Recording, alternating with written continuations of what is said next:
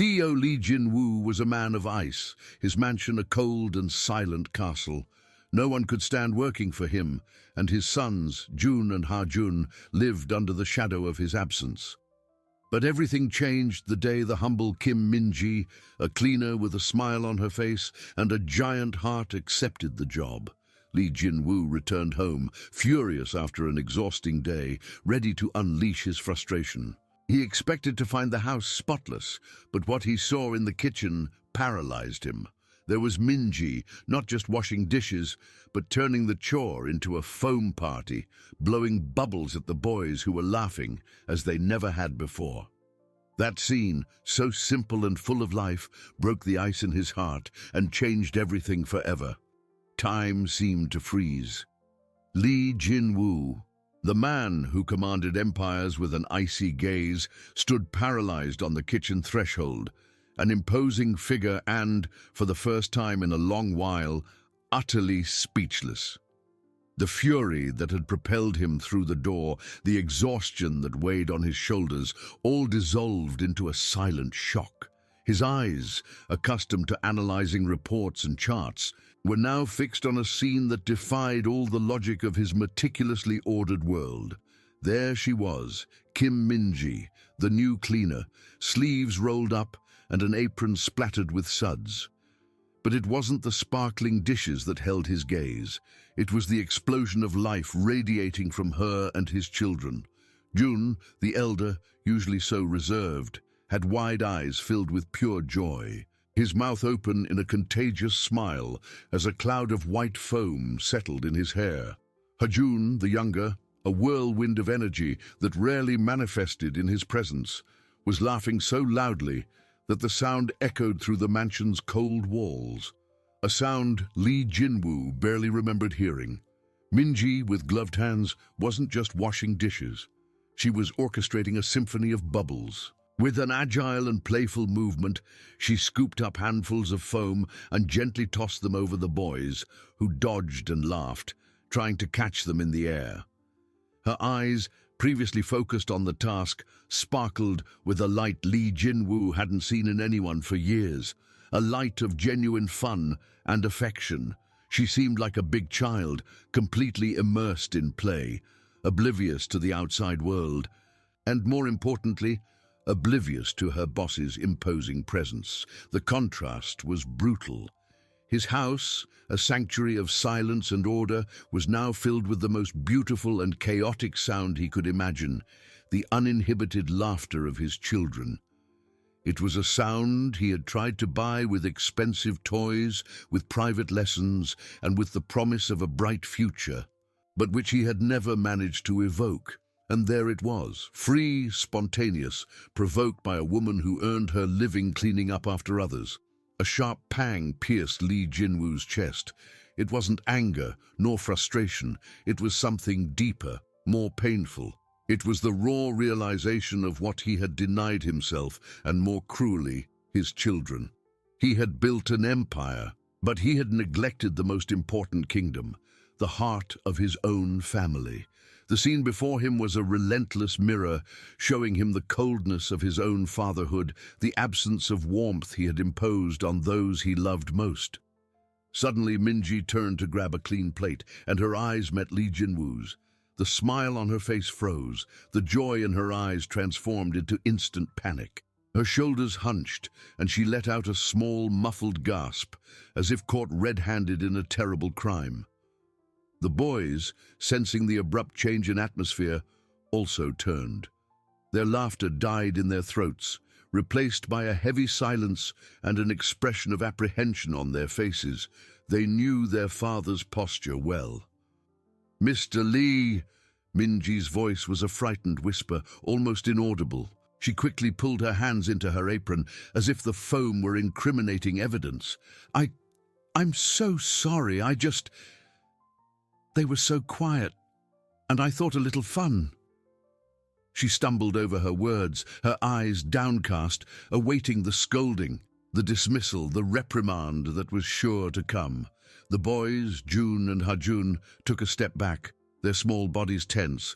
their eyes fixed on their father, expecting the outburst that always followed any deviation from order. The joy of seconds ago evaporated, replaced by the familiar tension that always hung in the air whenever Li Jinwu entered a room.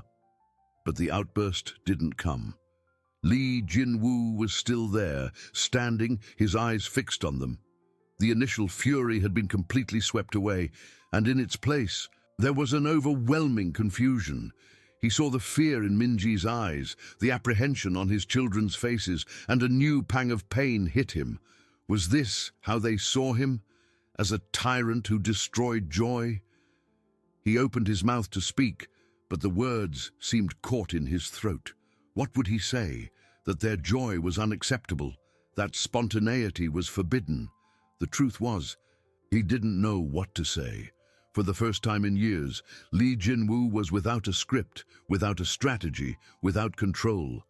He merely observed the silence that had settled, the stark contrast with the melody of laughter that had filled the kitchen moments before. The scene, so simple and full of life, didn't just break the ice in his heart, it shattered it, revealing deep cracks in his carefully constructed armor. He had become a stranger in his own home, a spectator to the happiness his children found with a stranger.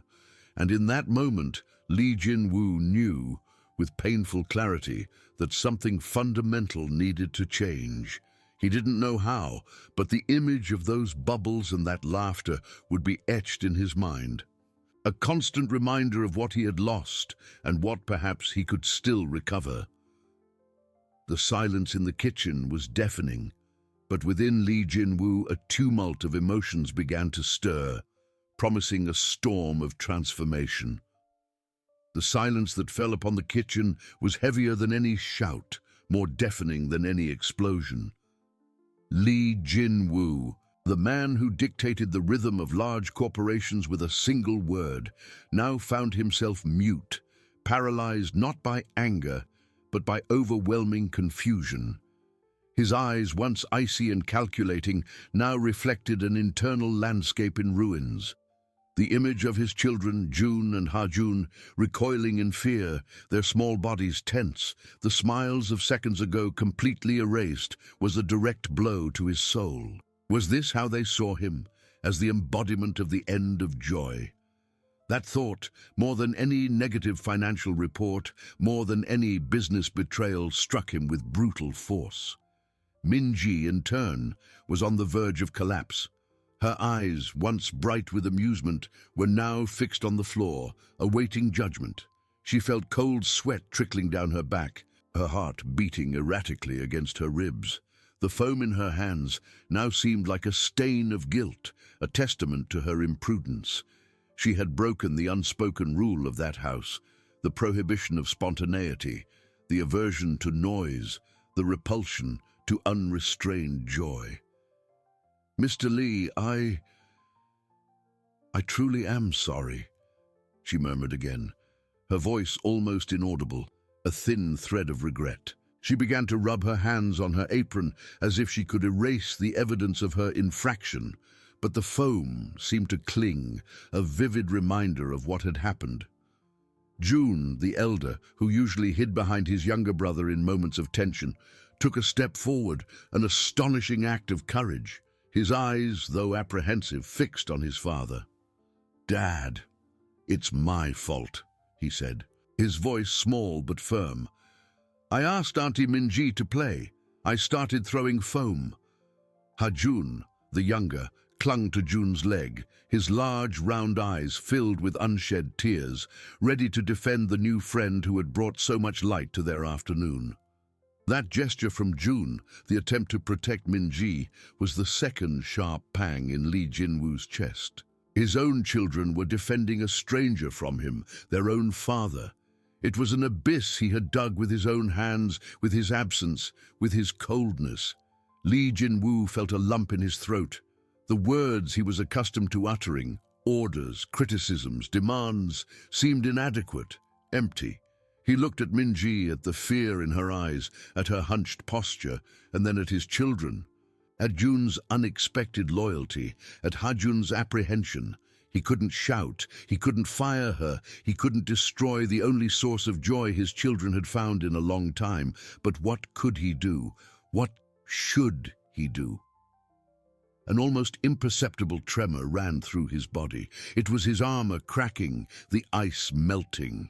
He took a deep breath, a sigh that seemed to carry the weight of years of loneliness and regret. His eyes moved from Minji to the sink, where some dishes still had foam. He saw the almost impeccable dishes, the clean counter, the organization he expected. But he also saw the remnants of an innocent game, proof that life had, for a brief moment, invaded his sanctuary of silence. He began, his voice hoarse, almost a whisper, so different from the authoritative tone everyone knew. Minji and the boys slowly raised their heads, eyes wide, expecting the worst. I didn't know you had so much fun." The sentence came out awkwardly, strangely, almost as if he were learning to speak again. He didn't know what else to say. The truth was, he knew nothing about his children's fun. He had outsourced that part of their lives, just as he had outsourced almost everything. Minji blinked, confused. The scolding didn't come. The dismissal didn't come. Instead, a strange, almost melancholic declaration. She risked a glance at Li Jinwu's face. The fury she expected wasn't there. In its place, there was an expression of pain, regret. It was something she would never have imagined seeing on CEO Li Jinwu's face. The boys, equally surprised, relaxed a little, but were still tense, uncertain about what would come next. Li Jinwu took another step into the kitchen, not towards Minji, but towards the sink. His eyes fixed on a soap bubble that floated slowly in the air, a small, ephemeral rainbow, before silently popping.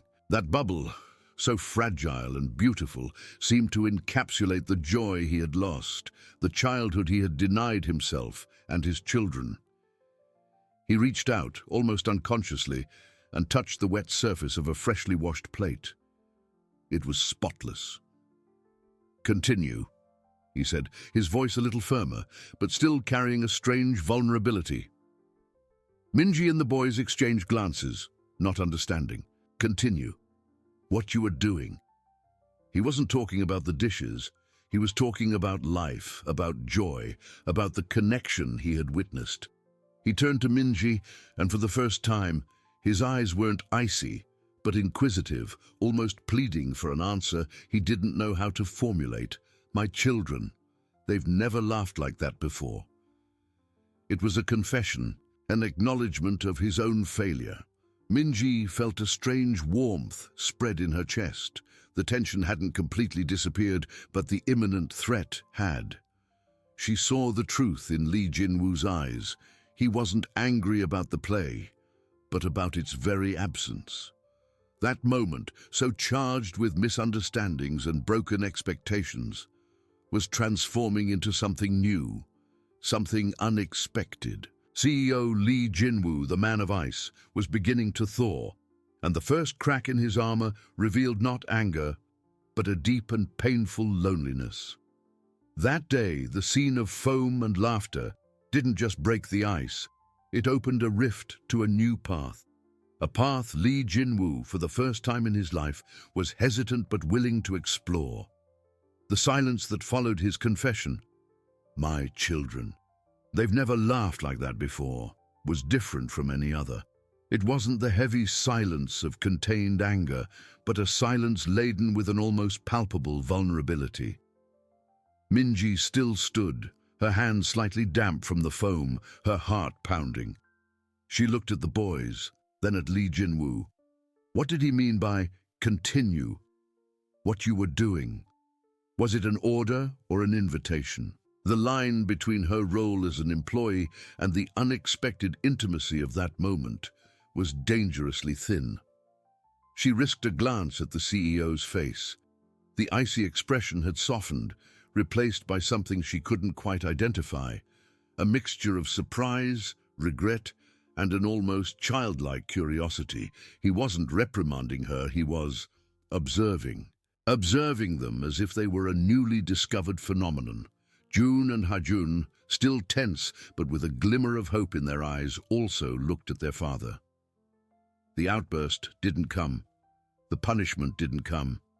Instead, there was a stillness, a pause that seemed to stretch for an eternity. They didn't know how to react. The familiarity of fear was dissolving, replaced by the strangeness of permission. Minji felt an impulse to return to her rigid employee posture, to finish the dishes in silence and disappear. But the image of the boys, their anxious faces, their small bodies waiting for a sign, stopped her. And Li Jinwu's voice, so hoarse and unexpectedly sincere, echoed in her mind. He didn't want the joy to stop. He wanted to understand it. With an almost inaudible sigh, Minji decided to take a risk. She picked up a plate from the sink, which still had a little foam, and with a slow, deliberate movement, made a small bubble. It wasn't a gesture of blatant playfulness, but a test, a silent question. She looked at Li Jinwu, awaiting his reaction. Li Jinwu's eyes followed the bubble, which floated for an instant before popping. He said nothing, but Minji noticed a slight relaxation in his shoulders, an almost imperceptible shift in his gaze, as if he were absorbing the scene, processing it. It was like watching a wild animal, cautious and wary, but not fleeing. Encouraged by his inaction, Minji picked up another plate, this time with a little more foam, and with a small, uncertain smile, gently tossed it towards June. The boy, surprised, let out a muffled giggle, and Ha-Jun, seeing the bubble, reached out to catch it, momentarily forgetting his fear of his father. Li Jinwu watched, every movement, every sound. That giggle from June, so rare and precious, was a melody he barely recognized. Ha-Jun's outstretched hand, so full of innocence. He saw Minji, no longer as an employee, but as a catalyst, someone who had unlocked a door he didn't even know was locked. The armor he had built over the years, layer by layer of work, success, and loneliness, was now not just cracked, but crumbling into pieces. He had convinced himself that love was a distraction, that emotion was a weakness. But there, before him, was proof that joy was the very essence of life, and he had deprived his children and himself of it. He took another step, this time to the side, to get a better view. There was no anger in his eyes, only a deep and painful introspection. He remembered his own childhood, the muffled laughs he was never allowed to let out, the constant pressure to be perfect, to succeed. He had replicated the same pattern with his children without realizing the damage he was causing. Minji, feeling the atmosphere less tense but still cautious, continued washing the dishes, but now with a lighter rhythm, allowing the foam to accumulate a little more so the boys could play discreetly. June and Ha-Jun, seeing that their father wasn't angry, began to relax. Their eyes still occasionally darted towards him, but the fear had diminished, replaced by a cautious curiosity. Li Jinwu felt a pang of shame. He was their father, yet they trusted a stranger more to give them a moment of joy. He was the CEO of a billion-dollar company, but he didn't know how to connect with his own children. That thought hit him with the force of a punch. He cleared his throat, and the three in the kitchen froze again, their eyes fixed on him. Li Jinwu felt the weight of their expectations. He couldn't go back. He had opened a rift, and now he had to cross it. "Minji Si," he said, his voice still a little hoarse but with a new intention, "when you finish the dishes." He hesitated, searching for the right words. Could you stay a little longer?" The proposal was so unexpected that Minji blinked, unsure if she had heard correctly. Stay longer? For what? Her professional mind immediately thought of additional tasks, of overtime. But the way he looked at the boys, and then at her, suggested something different. June and Ha-Jun, who had stopped playing, now looked at Minji with hopeful eyes. Their father's request, though strange, seemed like permission for the joy to continue. Minji felt her heart quicken. It was uncharted territory. She was an employee, not a nanny, and certainly not a friend. But Li Jinwu's gaze, so disarmed, so different from the man she knew, convinced her. He wasn't asking for more work. He was asking for more life. "Yes, Mr. Li," she replied, her voice a little shaky, but with new determination. "I can stay." Li Jinwu nodded slowly, a small, almost imperceptible sigh of relief escaping his lips.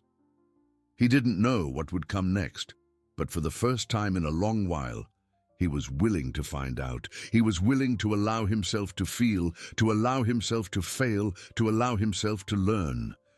That day, the scene of foam and laughter didn't just break the ice.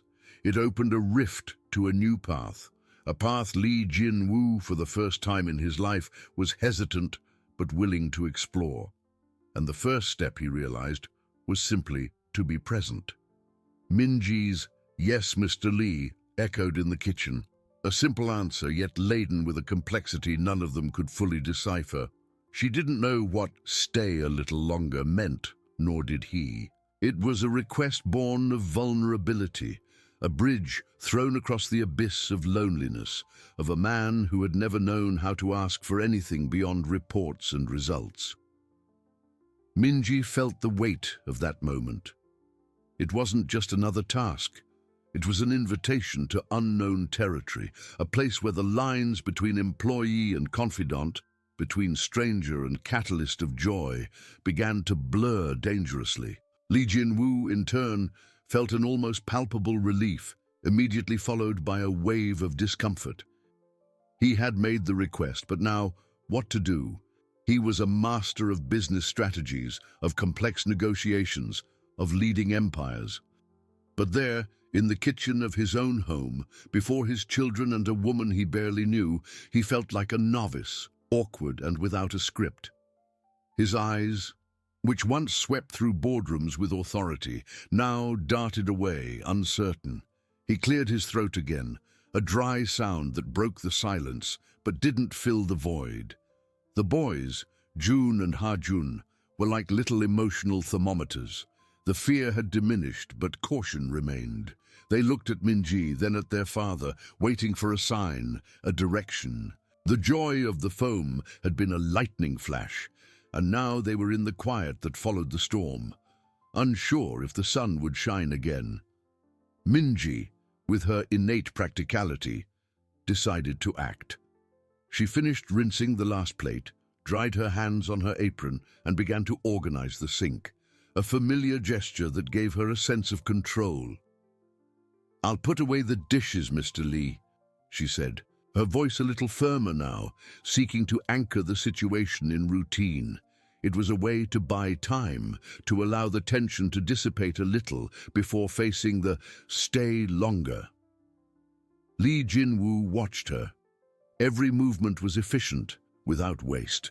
He noticed the delicacy with which she placed the glasses in the cabinet, the way she wiped any trace of water from the counter. She wasn't just an employee. She was someone who brought order and care to an environment he had allowed to become sterile, despite all the luxury. That thought struck him with new force. He had bought everything for his children except presence, care, uncomplicated joy. He took another step, this time towards the kitchen table, and sat in one of the chairs, something he rarely did. Usually, his meals were in the formal dining room, or in his office, or in luxury restaurants. The kitchen was a functional space, not a place to linger. Sitting there, he felt even more exposed, more vulnerable. The boys, seeing their father seated, took a hesitant step closer to the table, but didn't sit down. They were still standing as if ready to flee. "June, Ha-jun," Li Jinwu said, and his voice, though still a little hoarse, didn't carry the usual cold authority. It was more gentle. Did you enjoy playing with the foam?" The question caught the boys by surprise. It was the first time their father had asked about something other than their studies or behavior. June, the elder, hesitated, looking at Minji for approval. Minji gave him a small, encouraging smile. "Yes, Daddy," June replied softly, his eyes sparkling a little. "It was fun." Hajun Boulder nodded vigorously. "Lots of fun. Minji-si made big bubbles." Li Jinwu felt a pang in his chest. Minji-si made big bubbles. He, their father, had never made bubbles for them. He had never allowed himself to be so silly. Shame, mixed with a growing desire to understand. Minji finished putting away the dishes and the kitchen was spotless. She turned to Li Jinwu, awaiting instructions. "Mr. Li, the dishes are put away. Is there anything else I can do?" The question was professional, but her eyes conveyed a gentle curiosity. Li Jinwu looked at her, and for an instant, the CEO's armor seemed to fall completely. He wasn't looking at an employee, but at the person who had awakened something in his children and in himself. "Minji-si," he began, his voice a little softer, almost a whisper. Would you mind telling them a story?" The proposal was so unexpected, so outside of any protocol, that Minji blinked. Tell a story, her? CEO Li Jinwu, the ruthless businessman, was asking her to tell a story to his children. It was a request that didn't come from a boss, but from a father desperate for connection. The boys, hearing the word story, forgot their caution and looked at Minji with renewed expectation. Minji felt her heart quicken. It was a step even further from her role. But Li Jinwu's gaze, so disarmed, so full of silent hope, was impossible to ignore. She saw the truth in his eyes. He didn't know how to do this. He was asking for help, and somehow she couldn't refuse. "Yes, Mr. Li," she replied, a small smile appearing on her lips. "I can tell a story." That moment, so simple, so trivial in any other home, was a silent revolution in the Li mansion. Li Jinwu watched Minji sit at the table, the boys approaching her, and a new crack opened in his heart. It wasn't just the door to his children's joy that she was opening, but also the door to his own humanity, long locked away. He didn't know what kind of story she would tell, but he knew that, for the first time in a long while, he was willing to listen. And perhaps, just perhaps, he too could learn to tell them. Minji sat in the chair at the kitchen table, the boys approaching her like small satellites drawn to a new star. June and Hajun, once so withdrawn, now snuggled in, one on each side, their eyes fixed on her, expectation gleaming. Li Jinwu remained seated in his chair, a little further away, observing. He was a spectator in his own home, witnessing a scene that seemed to belong to another life, another home. Minji took a deep breath, a soft smile on her lips. She had no storybook, no script, only the memory of tales her grandmother used to tell her, simple stories, full of wisdom and imagination. She began in a low, melodious voice that seemed to weave a spell in the kitchen air. Once upon a time, in a very, very old village, nestled between mountains and a singing river, lived a little squirrel named Da-un. Her voice was different from what Li Jinwu was used to hearing. It wasn't the professional, respectful voice of the employee, nor the soft, restrained voice she used to respond to his commands. It was a storytelling voice, full of nuances, dramatic pauses, and inflections that brought the characters to life. June and Hajun's eyes were wide, completely absorbed. They forgot their father. The luxurious kitchen, everything except for the little squirrel Da-un and her adventures. Li Jinwu watched. He had never told his children a story. His interactions were about grades, about piano lessons, about the future. He gave them expensive books, but never himself. Now he saw Minji, with her simplicity and warmth, filling a void he didn't even know existed. He noticed how the boys chuckled softly when the squirrel Da-un played a trick, how their eyes widened with concern when the squirrel faced a challenge. It was a pure, unhindered connection, something he, with all his money and power, had never been able to forge. A pang of envy, bitter and unexpected, struck Li Jinwu. It wasn't envy of Minji, but envy of her ability to connect, to give joy in such an uncomplicated way. He remembered his own childhood, his father, an equally ruthless businessman who never had time for fairy tales. He had grown up in a house where imagination was an unnecessary luxury and success the only currency. He had replicated that pattern without questioning, without realizing the cost. Minji continued the story, describing the autumn leaves the squirrel Da-un collected, the smell of the forest, the sound of the river. She painted pictures with words, and the boys were there, living every moment. Li Jinwu, to his own surprise, also was there.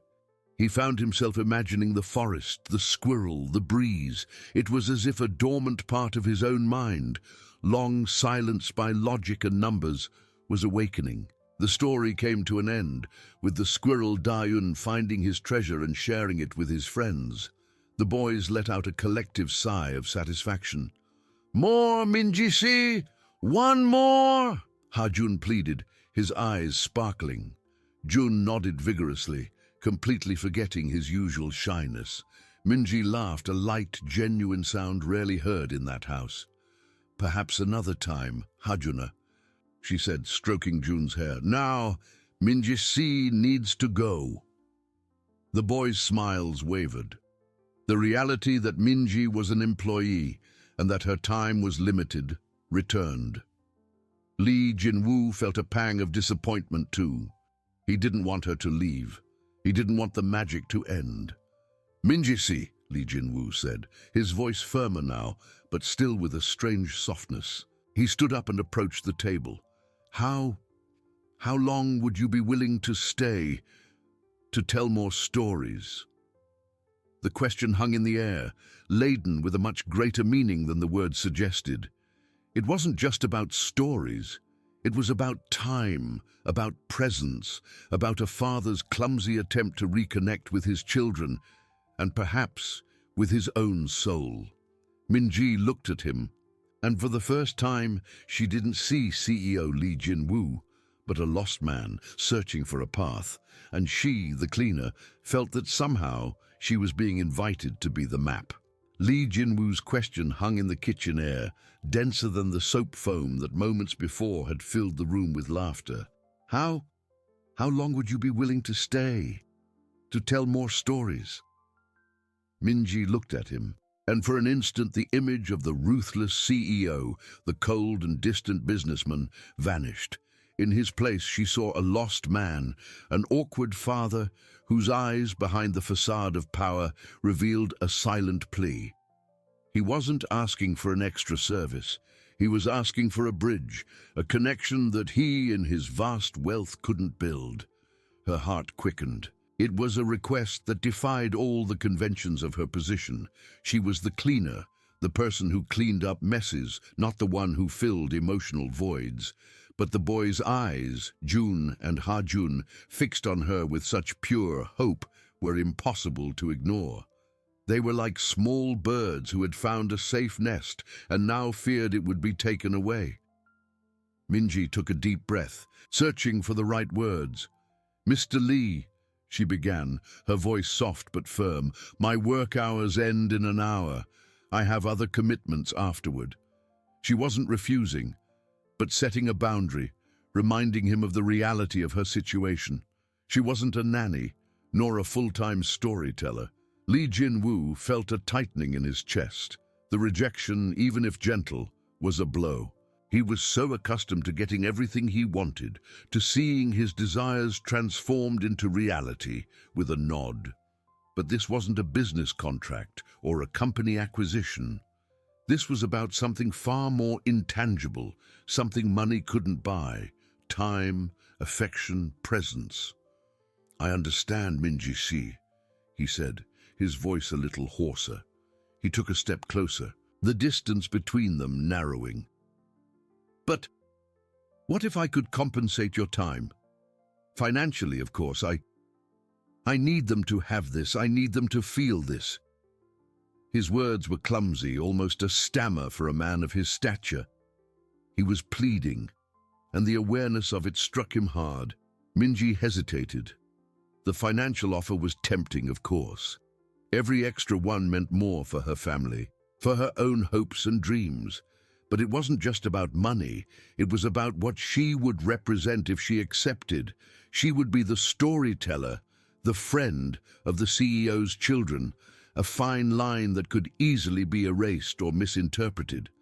The boys, noticing her hesitation, stirred. Hajun, the youngest, tugged at Minji's apron hem.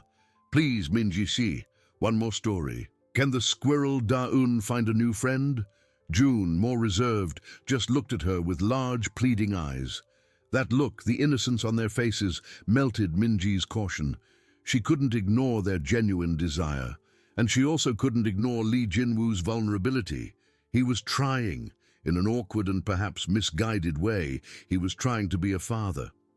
"I can stay for one more hour, Mr.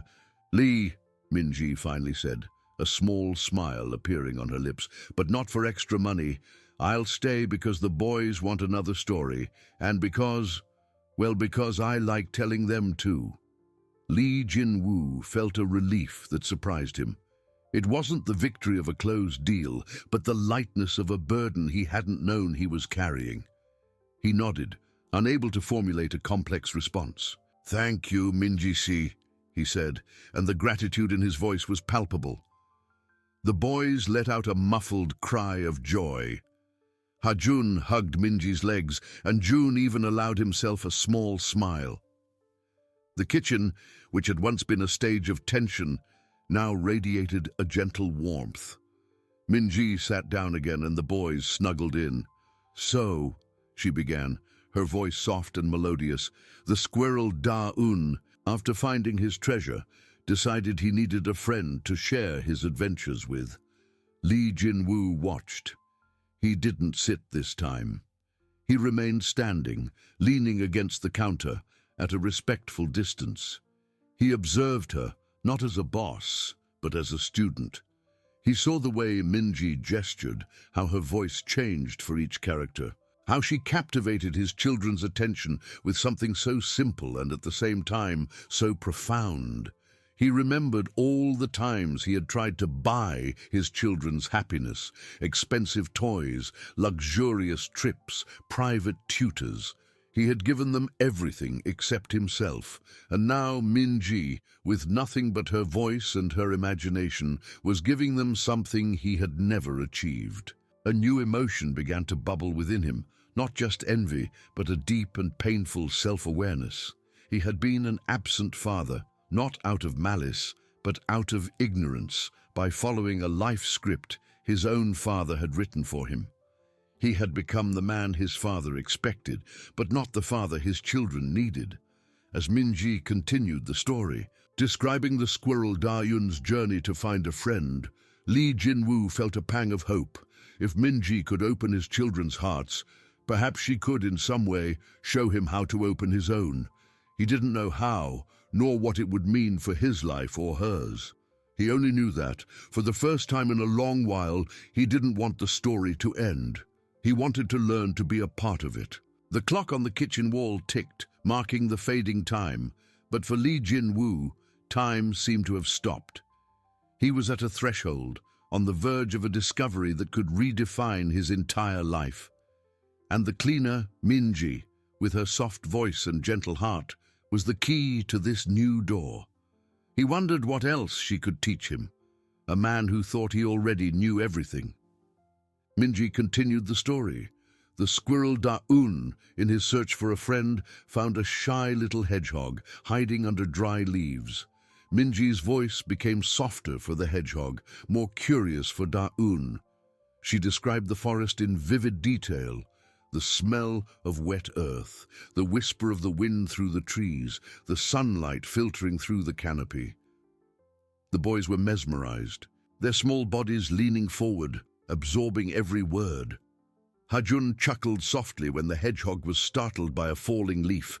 and June, with unusual seriousness, followed every step of the friendship journey.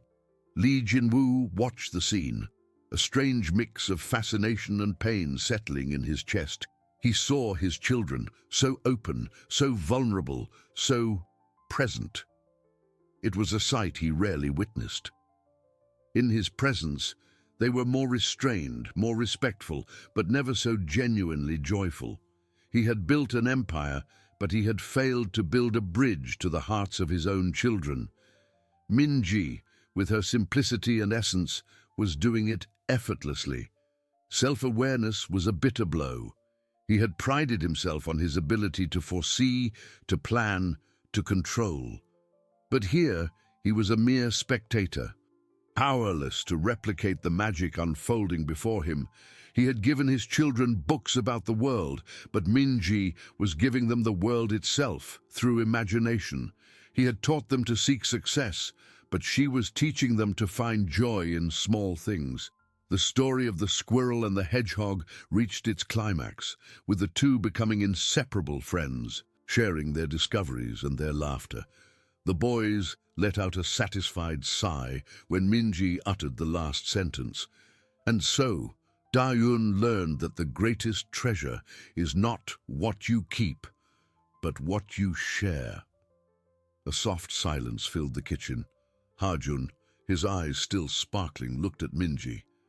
Minji, see, does the hedgehog have a name? Minji smiled. What name would you give him?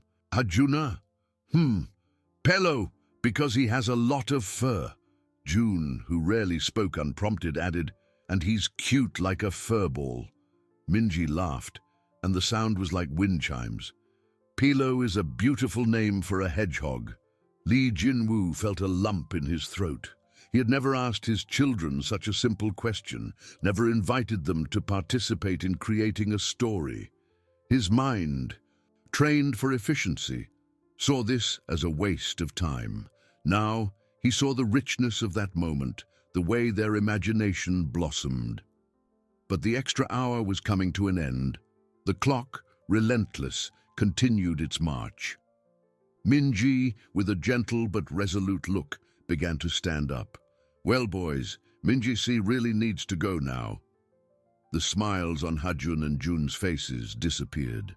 The joy that had filled the room vanished, replaced by a palpable sadness. Hajun clung to Minji's leg again. Don't go, Minji-si. Stay a little longer. Jun, his voice almost inaudible, said, Please. Li Jinwu felt the same pang of disappointment, but this time it was different. It wasn't just for his children. It was for himself. He didn't want her to leave. He didn't want the quiet and coldness to dominate his home again. Minji's presence, with her warmth and light, had become, in just a few hours, an unexpected pillar. He took a step forward, his mind working at high speed. Money hadn't worked last time. She didn't want to be bought. He needed a different approach, something that wasn't a transaction, but a recognition of the value she brought, beyond her cleaning duties. Minji-si, he said, his voice softer than he intended, but laden with a new urgency. I know you have your commitments, but I would like to make a different proposal. Minji stopped, the boy's eyes fixed on her, and hers on Li Jinwu. There was a caution in her gaze, an understanding that the lines were becoming increasingly thin. I've noticed how much my children enjoy your stories, he continued, the words coming out a little awkwardly. And so do I. I've never seen them so happy and engaged. He paused, gathering the courage for what would come next. It was a request, not an order. I would like to know if you would consider spending more time with them, not as a cleaner, but as a kind of mentor, someone who can continue to nurture that imagination, that joy. Minji blinked, surprised. The proposal was unexpected, audacious. From cleaner to mentor, it was a gigantic leap, one that would take her completely out of her comfort zone and her defined role. It was also an offer that could change her life and her family's life. But the implications were vast. How would the world see it? How would she see herself? "Mr. Lee," she began, her voice uncertain, I don't know if I'm qualified for something like that. I'm just a cleaner." Li Jinwu shook his head, an intense look in his eyes. "You are much more than just a cleaner, Minji Shi. You have something that I, with all my money and education, don't. You have the ability to connect, to inspire. My children need this. I need them to have this." The honesty in his voice was shocking. He, the ruthless CEO, was admitting a weakness, a need. Minji looked at the boys, who now watched the conversation with silent curiosity, their little hearts hanging in the balance. She saw the hope in their eyes, the promise of more stories, more laughter. The decision was hers. To accept meant entering a world that was not her own, a world of unknown expectations and responsibilities. To refuse meant closing the door on a unique opportunity, and perhaps on June and Hajun's happiness. She felt the weight of the choice, not just on her own future, but on the future of that small family that somehow had intertwined with hers. The silence in the kitchen was almost deafening, filled only by the ticking of the clock and the accelerated beating of her own heart. The silence in the kitchen was almost deafening, filled only by the ticking of the clock and the accelerated beating of her own heart. Minji felt the weight of the choice, not just on her own future, but on the future of that small family that somehow had intertwined with hers. Her eyes swept over the anxious faces of the boys, then met Li Jinwu's, who waited motionless for her answer. There was a vulnerability in his gaze that she would never expect to see in the ruthless CEO. Minji's mind swirled in a whirlwind. Cleaner to mentor? The idea was absurd, almost laughable if it weren't so serious. Her life was a routine of hard work, bills to pay, struggling to give her own child the bare minimum. She was a simple woman with calloused hands and a heart full of stories, but no diplomas or titles to justify such a position. What would the world say? What would her family say? Her mother, always concerned with decency and knowing her place, would have a fit. Gossip would be inevitable, envy, incomprehension. But then she looked again at Hajun and June. Their eyes, once full of vibrant joy, now carried a hope so fragile it broke her heart. They saw her not as the cleaner, but as the storyteller, the magician who transformed words into worlds. The connection she had built with them in such a short time was real, palpable, and Li Jinwu. He wasn't offering money to silence her or to get rid of her. He was offering an opportunity, a recognition of a value she didn't even know she possessed. He was, in some way, asking for help. "Mr. Lee," she began again, her voice a little firmer but still laden with uncertainty. I appreciate your offer, truly, but I don't have the qualifications. I'm just a woman who cleans houses. I'm not a teacher, nor a child psychologist. I don't know what mentor means in this context." Li Jinwu took a step forward, his tense posture relaxing slightly upon hearing her voice, a sign that she wasn't immediately refusing. "Minji, the qualifications you have are what my children need. You have the ability to make them laugh, to make them dream, to make them feel.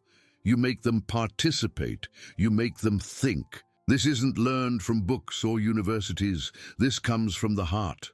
He paused, his eyes fixed on hers. "I'm not asking you to be a formal teacher. I'm asking you to continue to be. You. To continue to bring that light into their lives." But practical concerns persisted. And how would this work, Mr. Lee? I have my own commitments, my own child to care for, and people. What would they think? Li Jinwu nodded, understanding. "We can discuss all the details, hours, compensation. Everything will be adjusted to work for you. As for what people think, frankly, Minji Shi, right now, what matters is my children's well-being, and what they need, you have. He looked at the boys, who still watched the scene with silent intensity. They need you. The word need echoed in Minji's mind. It wasn't a convenience, it wasn't a luxury, it was a necessity. She saw the truth in Ha-Jun and Jun's eyes. They needed someone to listen to them, to see them, to make them feel important. And perhaps she also needed them, that sense of purpose that went beyond scrubbing floors and washing dishes. She took a deep breath, the kitchen air seeming denser, more charged with possibilities.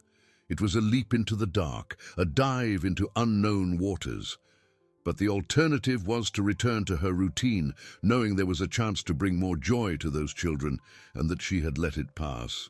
I accept, Mr. Lee, she said, her voice almost a whisper but firm. But I ask that we be clear about the terms. I'm not a nanny, nor a private tutor. I will be the Minji Si who tells stories and plays with them. And I need my responsibilities as a cleaner to be adjusted so I can have time for my own child. Visible relief flooded Lee Jin-woo's face. A small, almost imperceptible, but genuine smile touched his lips. Of course, Minji Si. All of this will be discussed and adjusted. You will have the time and compensation you deserve, and your responsibilities as a cleaner. Well, we can reconsider the need for them altogether. The last sentence caught her by surprise. Reconsider the need for them? Did that mean she would no longer be a cleaner in his house? The implication was enormous. It was a liberation from exhausting work, a door to something new, something more dignified. The boys, as if they had understood the shift in the conversation's tone, erupted in joy. Minji Si is staying, Ha-Jun shouted, running to hug her legs again.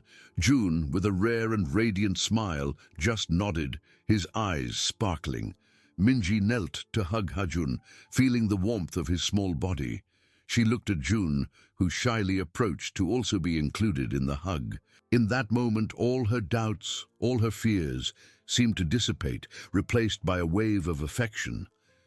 Lee Jin-woo watched the scene, a complex emotion forming in his chest.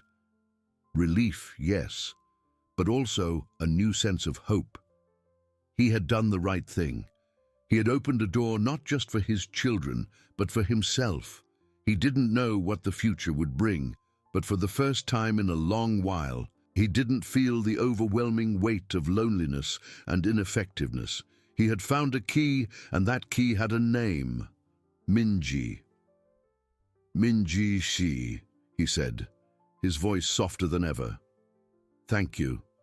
She stood up, the boys still clinging to her, and met his gaze. There was a new understanding between them, a mutual recognition that something significant had changed. The lines between boss and employee, between distinct worlds, had blurred. A new journey was beginning, full of uncertainties, but also of a promise of warmth and connection that neither of them had dared to hope for. The clock on the kitchen wall continued to tick, but now the sound seemed to mark the beginning of a new time, not the end of a day. The clock on the kitchen wall continued to tick, but now the sound seemed to mark the beginning of a new time, not the end of a day. Minji felt Ha-Jun's tight hug, the warmth of his small body against her legs, and Jun's silent yet equally affectionate presence. It was a hug that sealed a pact, a promise. She had accepted. A whirlwind of emotions overwhelmed her, relief at having made the right choice for those children, but also a dizzying uncertainty.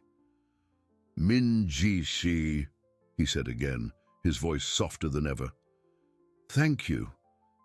It was a simple word, yet laden with a weight that went beyond mere thanks. It was an acknowledgement, an admission of dependence. The lines between boss and employee had blurred, and a new understanding, a mutual recognition that something significant had changed, hung in the air. Mr. Lee, she replied, her own voice still a little shaky, I will do my best. There were still many unanswered questions, many details to be defined. The idea of reconsidering the need for her cleaning responsibilities echoed in her mind. What did that truly mean? Would she now be solely the mentor without the exhausting physical labor? It was a prospect that at once liberated and frightened her. Being a cleaner was her identity, her security. What would she be without it?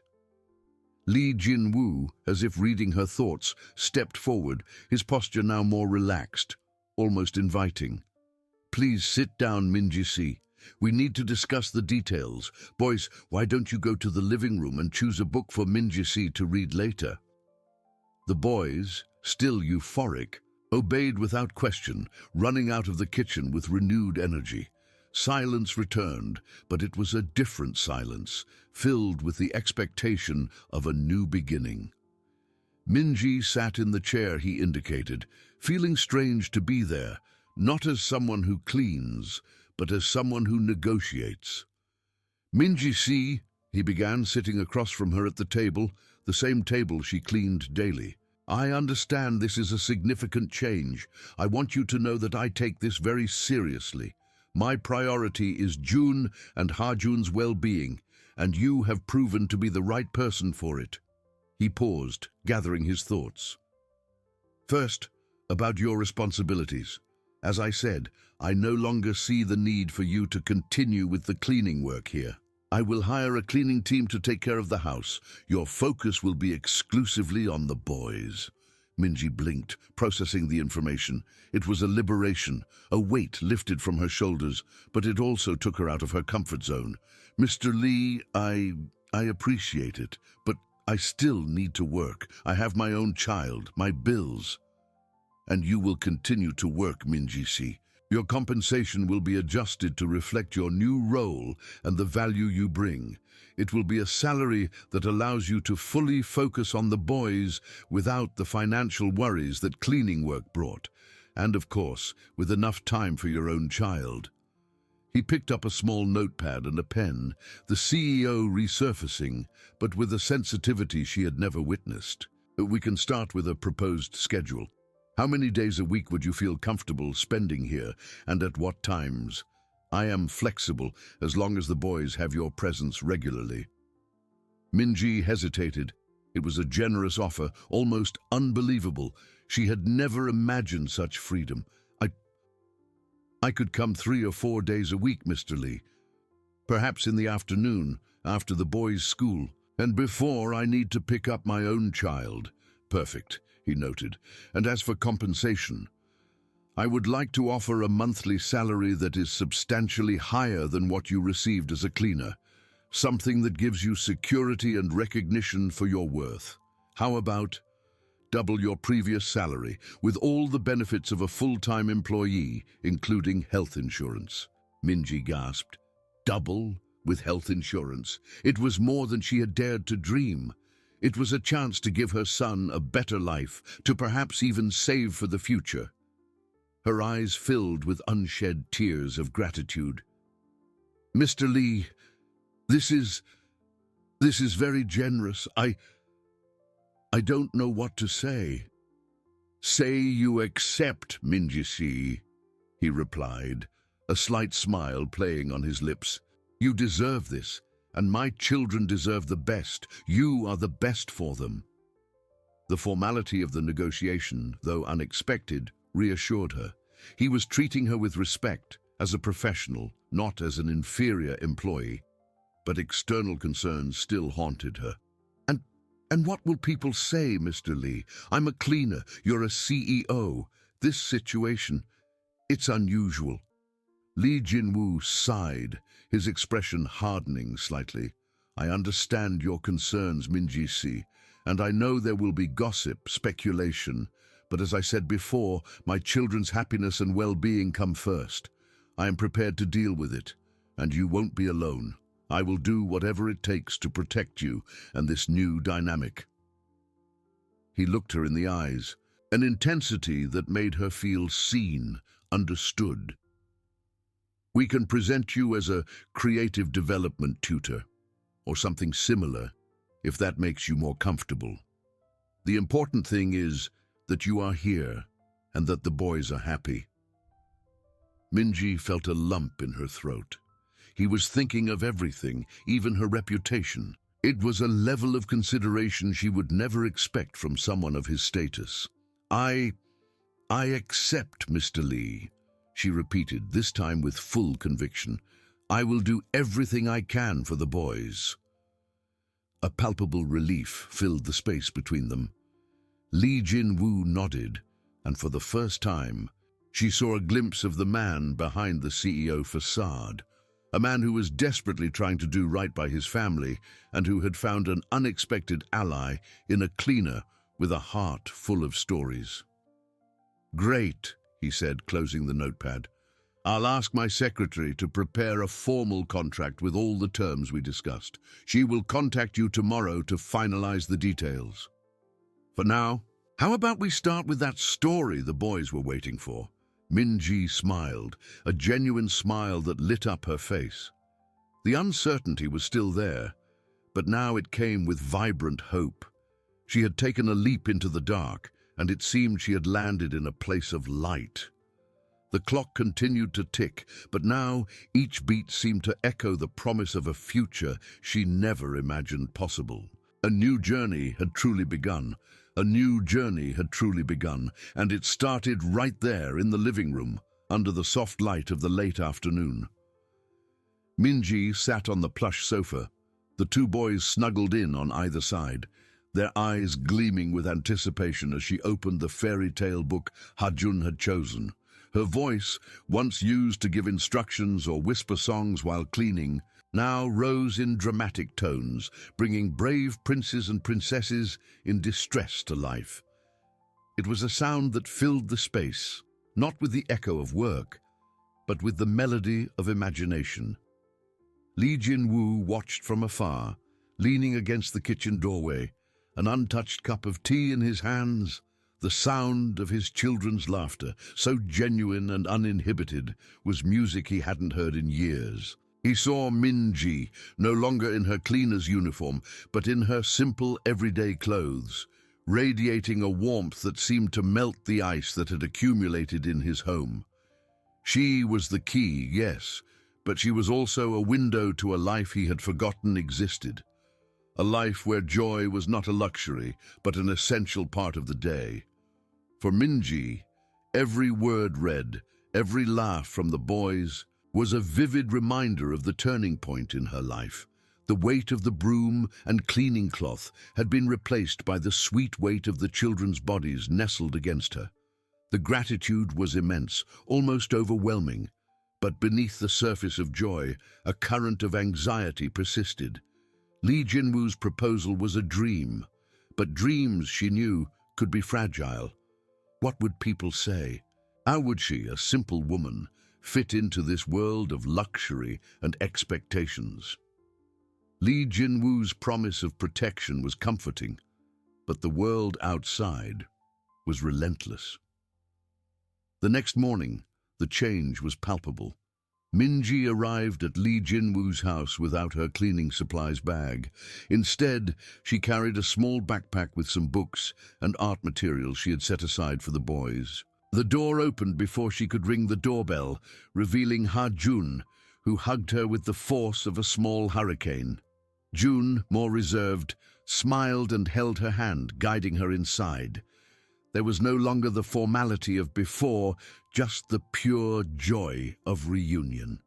Lee Jin-woo awaited her in the dining room, not with the rigid posture of a CEO, but with a cup of coffee for her. "Good morning, Minji-si," he said, his tone more relaxed. "My secretary, Ms. Park, will contact you today to finalize the contract details. She is discreet and professional, don't worry." Minji nodded, feeling the warmth of the cup in her hands. "Thank you, Mr. Lee." The conversation about the contract brought her back to practical reality. It was official. She was entering new territory. As days turned into weeks, Lee Jin-woo's house underwent a silent metamorphosis. A discreet cleaning team now handled the upkeep, allowing Minji to focus entirely on the boys. She took them to the park, helped with homework, invented make-believe games, and above all, listened. She listened to their stories, their fears, their small triumphs. Laughter and curiosity once again became the soundtrack of the home. Li Jinwu observed everything, absorbing every detail. He watched his children flourish under Minji's care, and a long-forgotten sense of peace began to settle in his own heart. He found himself smiling more, less tense. Even his work performance seemed to improve, fueled by the new energy he found at home. But the bubble of tranquility wouldn't last forever. One day, while Minji was at the park with the boys, an elegantly dressed woman with a scrutinizing gaze approached. "You must be the new creative development tutor, aren't you?" she asked, a forced smile on her lips. It was the mother of one of Jun's classmates, known for her sharp tongue and passion for gossip. "I heard Mr. Li is investing a lot in his children's well-being. It's good to see he's finally found someone to look after them. But tell me, what exactly does a creative development tutor do?" Minji felt a chill down her spine. Li Jinwu's words about gossip echoed in her mind. She took a deep breath, forcing a smile. "I help the boys explore their creativity and develop their social and emotional skills," she replied, trying to sound confident. "Through games, stories, and artistic activities." The woman raised an eyebrow, her eyes sweeping Minji up and down, assessing her simple clothes, her tied-back hair. "Interesting," she murmured, the incredulity evident in her voice. "It seems like very intimate work, especially for someone who, well, isn't from our circle." The tension hung in the air, dense and uncomfortable.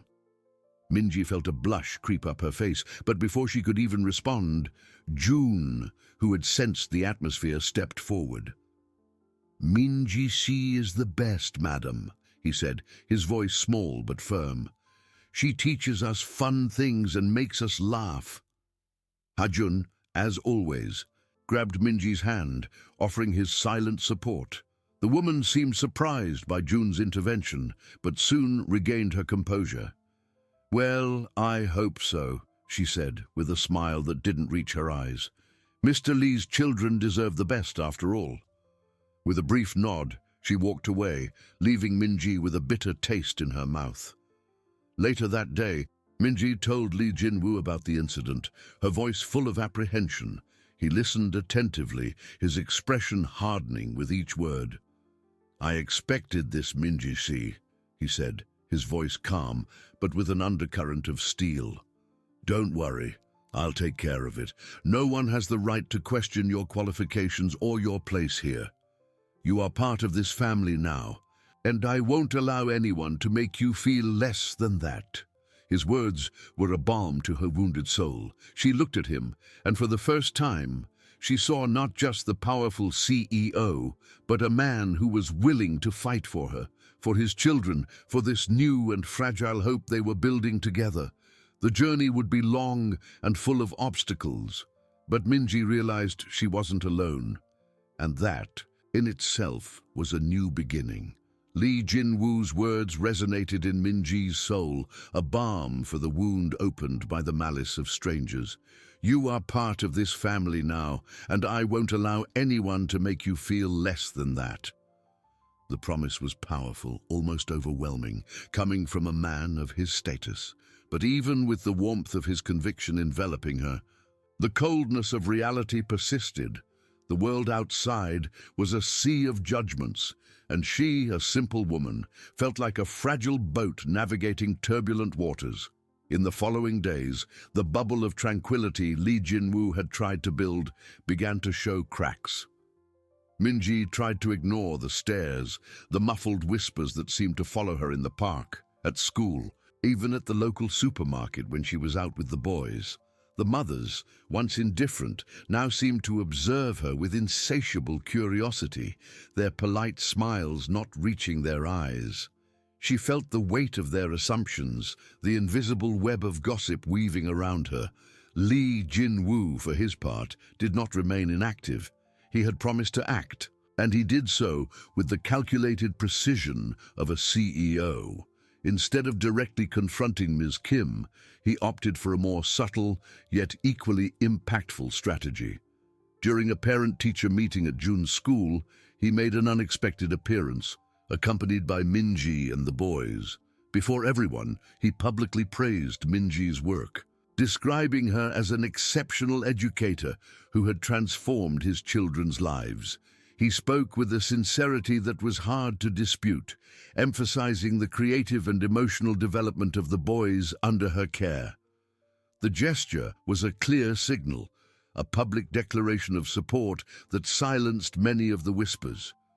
But for Ms. Kim, Lee Jin-woo's action was not a deterrent, but a challenge. Her wounded vanity and class pride flared. She couldn't stand to be contradicted, much less by a cleaner who now dared to occupy a prominent place alongside a CEO. The gossip, once a murmur, transformed into a louder, more venomous hum. "Did you see how he defended her?" she whispered to a group of mothers the next day, her eyes gleaming with malice. "It's obvious there's something more going on. Why would a man like Mr. Lee risk his reputation for a mere tutor, especially one who came from the cleaning staff? Isn't it a bit, too intimate?" The insinuation spread like wildfire. Minji's story, once a curiosity, was now twisted into a potential scandal. There were those who believed, those who doubted, but the seed of doubt was planted. Minji began to receive disapproving glances, and even some mothers, who were once friendly, now avoided her. Jun and Ha-jun's smiles were still her greatest reward, but the joy she felt with them was constantly threatened by the shadow of social disapproval. One afternoon, while drawing with Ha-jun in the living room, Minji overheard a fragment of Lee Jin-woo's phone conversation. He spoke in a low tone, but the tension in his voice was palpable. "I understand your concerns, President Kang, but I assure you that Ms. Minji is an exemplary professional. There is nothing inappropriate in her conduct or her role in my children's lives." Minji's heart tightened. President Kang. This meant the gossip had reached the ears of his business associates, perhaps even his family. She was causing him trouble, serious trouble. The dream that seemed so real was unraveling, corroded by the relentless gossip machine. That night, she barely slept. The image of judging faces, Ms. Kim's venomous words, and now Lee Jin-woo's concern, all mingled in a whirlwind of anxiety. She felt like a burden, a stain on CEO Lee's impeccable reputation. Perhaps it would be better for everyone if she simply left. The boys would miss her, yes, but they would adapt, and Lee Jin-woo would be free from the complications her presence brought. In the morning, with eyes swollen from lack of sleep, Minji made a painful decision. While preparing breakfast for the boys, she waited for Lee Jin-woo to come downstairs. He looked tired, but his eyes still held the same determination. "Mr. Lee," she began, her voice trembling, I need to speak with you about something important." He looked at her, noticing the seriousness in her expression. "Of course, Minji-shi. Sit down." Minji hesitated, then took a deep breath. "I think perhaps it would be better if I left." The words came out as a whisper, but echoed in the silent kitchen. "I'm causing you too many problems. The gossip. It's affecting your reputation, your work. I don't want to be an obstacle to you or the boys." Lee Jin-woo listened to her in silence, his expression growing graver with each word. When she finished, he stood up and walked to her, his eyes fixed on hers. The tension in the kitchen was almost unbearable. Minji expected confirmation, a resignation, but what came next caught her by surprise. "Do you truly believe that, Minji-shi?" he asked, his voice low but laden with an intensity that made her recoil. "Do you really think I would allow the opinion of petty, envious people to dictate what's best for my family, for my children?" He took a step forward, closing the distance between them. "I said you are part of this family, and I don't go back on my words. The gossip is a problem I am prepared to face. It's not your burden, it's mine, and I won't let it destroy what we are building here." His hand reached out, not to touch her, but to gesture towards the living room, where the boys' laughter was already beginning to echo.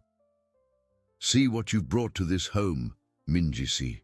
Joy, peace, life. Do you think I would trade that for a bit of reputation in society? Never." The conviction in his voice was unshakable. Minji felt tears well up in her eyes, a mixture of relief and shame. She had doubted him, doubted his promise. I'm so sorry, Mr. Lee," she murmured, her voice choked. "Don't be," he replied, his expression softening slightly. "But understand this. We won't surrender. We won't let them win. If they want to fight, then let them fight, but they won't separate us." In that moment, Minji saw Lee Jin-woo's true strength. Not just the strength of a CEO, but the strength of a father, of a man who had found something precious and was willing to fight for it with all his might. The journey would be even harder than she imagined, but with him by her side, perhaps, just perhaps, they could overcome anything. The battle was just beginning, and she knew with newfound certainty that she was ready to fight. Lee Jin-woo's words, firm and unshakable, echoed in the kitchen, not just as a sound, but as a promise etched into Minji's soul. We won't surrender. We won't let them win. In that instant, the fear that had paralyzed her began to dissipate, replaced by a flame of determination. She was not alone. The battle was theirs, and she was ready to fight by his side. The days that followed were a whirlwind. Lee Jin-woo's promise was not empty. He not only defended her with words, but with actions. Minji's presence in the house became an undeniable fact, and he made sure everyone, from his employees to his associates, understood this. He included her in discussions about the boys, asked for her opinion on the household routine, and even invited her to informal dinners with colleagues, where her intelligence and the sweetness of her character shone, defying expectations. But the outside world was not so easily tamed. Ms. Kim, wounded in her pride and fueled by a sense of superiority, did not give up. On the contrary, Lee Jin-woo's resistance only emboldened her. The gossip became more elaborate, more malicious. Minji was now portrayed as a social climber, a cunning woman who had manipulated a widowed CEO and his vulnerable children. Twisted stories about her past and intentions were whispered in school hallways, at golf clubs and at charity parties. Minji felt the weight of those stares and whispers. At the park, mothers pulled their children away, as if June and Ha-jun's contagious joy in playing with her were a disease. At the supermarket, cashiers took longer to serve her, and the looks of disdain were almost palpable. She tried to stay strong, remembering Jin-woo's words, but the pain of social exclusion was a constant wound. The boys, however, were her safe harbor. June and Ha-jun, oblivious to the malice of the adult world, continued to flourish under her care. June, once so withdrawn, now spoke with more confidence, defending Minji whenever he sensed a hint of disapproval. Ha-jun, with his silent hug and pure smile, was a constant reminder of what was real and important. One evening, while Lee Jin-woo reviewed documents in his office and Minji read a story to the boys, the phone rang. It was Jin-woo's secretary, her voice laden with concern. "Mr. Lee, President Park of Daehan Group has cancelled tomorrow's business dinner. He mentioned, unforeseen circumstances and the need to avoid unnecessary controversies." The silence in Jin-woo's office was heavy. Minji, who had finished the story, heard his tone of voice change, calm transforming into calculated coldness. He knew what it meant. The gossip was starting to affect his business, his professional reputation. Later, Jin-woo found Minji in the kitchen, preparing herbal tea to calm her nerves. He watched her for a moment, the soft kitchen light illuminating her thoughtful face. "Minji-si," he said, his voice softer than before. "The dinner cancellation. It's because of the gossip." Minji felt a chill. "I'm so sorry, Mr. Lee. I didn't want this to happen." He approached, his eyes meeting hers. "It's not your fault, Minji-si. It's the fault of people who prefer malice to truth, but this won't stop us." He paused, and a determined glint appeared in his eyes. "Next week, there will be June's annual school charity ball. It's an important event where all the parents and influential figures in the community will be present." Minji's heart skipped a beat. She knew what that meant. It was the perfect stage for Ms. Kim and her allies. Do you want me to go?" "I want you to go with me," he corrected, the emphasis on the last word. "As my companion, not as a tutor, not as an employee, as part of this family. It's time to show them that we don't care about their gossip. It's time to show them the truth." The proposal was audacious, almost reckless. Going to such an exclusive event, where she would be the center of attention and judgment, was daunting.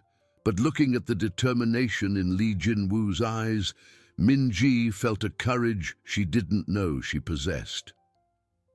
I will go, Mr. Lee," she replied, her voice firm, surprising herself.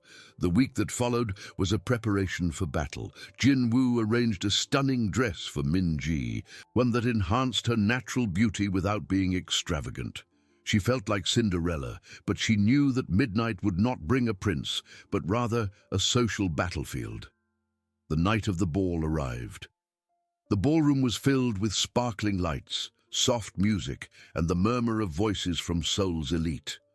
Minji, arm in arm with Lee Jin-woo, felt all eyes turn to them the moment they entered. The whispers began immediately, louder, bolder than ever. She felt a blush creep up her face, but Jin-woo squeezed her hand in a silent gesture of support. They walked through the hall, greeting some of Jin-woo's acquaintances. Some smiled politely, others looked at her with veiled curiosity. But Lee Jin-woo's presence, his confident and protective demeanor, was a shield. Until, as expected, Ms. Kim appeared. She approached with an icy smile, accompanied by a small group of mothers who followed her like satellites. "Mr. Lee," she said, her voice sweet, but her eyes full of venom. "What a pleasant surprise to see you so well accompanied. Miss Minji, isn't it? I thought she was your children's tutor, or perhaps her role has expanded." The tension in the air was palpable. Minji felt her heart pound, but before she could even think of a response, Lee Jin-woo pulled her closer. "Ms. Kim," he replied, his voice calm, but with unquestionable authority, "Minji-si is much more than a tutor. She is a friend, a counselor, and an indispensable part of my family. She has brought joy and light into my home and into my children's lives, something no money can buy." He looked directly at Ms. Kim, and his gaze did not waver. "And to be clear, Ms. Kim, I will not allow anyone to question her worth or her place by my side. If anyone has a problem with that, the problem is theirs, not ours." Jin-woo's words were a public declaration, a direct challenge. Ms. Kim's group fell silent, some with wide eyes, others with expressions of shock. Ms. Kim, for the first time, seemed to have been caught by surprise, her smile faltering, but the battle wouldn't end there. Minji knew it. The look of hatred in Ms. Kim's eyes promised retaliation. However, beside Lee Jin-woo, feeling the strength of his hand on her arm, Minji felt a new wave of courage. They had taken the first step, the war was declared, and she was ready to fight. The night was still young, and the true test of their determination was just beginning. Lee Jin-woo's declaration echoed through the ballroom, silencing the chatter and freezing smiles. The shock on Ms. Kim's face was a mixture of outrage and disbelief, as if the world had turned upside down before her eyes. Her satellites, the other mothers, exchanged nervous glances, some visibly uncomfortable with the CEO's frankness and authority. Minji felt a blush creep up her face, but Jin-woo's hand on her arm was a firm anchor, a silent promise that he was there, unshakable. Ms. Kim, regaining her composure with visible effort, forced a smile that didn't reach her eyes. I see, Mr. Lee, a friend, a counselor. How modern. I hope this new, indispensable part of the family is prepared for the responsibilities that come with such a title. There was a veiled threat in her words, a promise that she wouldn't let it go unpunished. Jin-Woo merely nodded, his gaze cold and unshakable. She is, Ms. Kim, and so am I. Have a good night. He turned, leading Minji away from the shocked group, leaving behind a trail of whispers and curious glances. As they walked away, Minji felt the weight of all eyes on her. Some were admiring, others scandalized, but most were purely speculative. She had been thrust into the spotlight, not as a discreet employee, but as the woman beside Lee Jin-Woo. The courage she had felt moments before began to waver, replaced by a growing anxiety. In the car, the silence was dense. Minji looked out the window, Seoul's night landscape passing in a blur. She expected a reprimand, perhaps regret from Jin-Woo for having been so direct. But when he finally spoke, his voice was calm, almost relieved. "Are you all right, Minji-si?" She turned to him, surprised. Yes, Mr. Lee, but don't you think you went too far? Ms. Kim won't give up. This will only make things worse." He stopped at the traffic light, turning to face her. "Worse? Perhaps. But what I did today was necessary. I will no longer hide, nor allow you to hide. They need to understand that we are not playing games, that what we have here is real and important." His eyes met hers in the darkness of the car, and Minji felt an electric current run through her body. "They can try to bring us down, but they won't succeed if we stand united." Those words, "if we stand united," resonated in Minji's mind. It was a declaration of war, yes, but also a declaration of partnership, of trust. She felt a new wave of determination, stronger than before. The days that followed were proof of Minji's prediction. Ms. Kim, humiliated and furious, redoubled her efforts. The gossip turned into anonymous articles on gossip blogs, insinuating an improper relationship and a financial scandal involving Jin-Woo's company. Anonymous phone calls began to reach the house, with distorted voices uttering veiled threats. The cruelest impact, however, was directed at the boys. At school, June and Ha-jun began to be avoided by some of their classmates. Mothers who once smiled at Minji now averted their gaze or pulled their children away. June, who had made so much progress, retreated a little again, though he still defended Minji with surprising ferocity whenever he heard something. Ha-jun, the most sensitive, began to have nightmares and cling to Minji more tightly. One afternoon, June came home from school with teary eyes.